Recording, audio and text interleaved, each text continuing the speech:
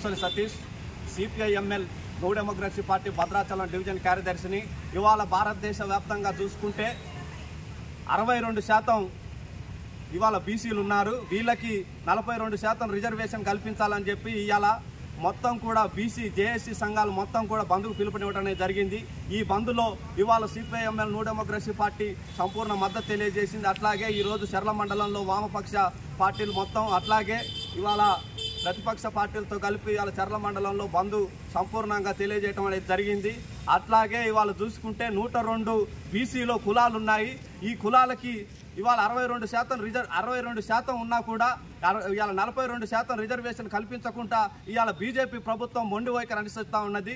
కాబట్టి ఈ మొండి వైఖరి అనేది వీడనాడి 42% రిజర్వేషన్ బీసీలకు కల్పించాలని చెప్పి సిపిఐఎంఎల్ న్యూ డెమోక్రసీ పార్టీకి డిమాండ్ చేస్తూ ఉన్నాం.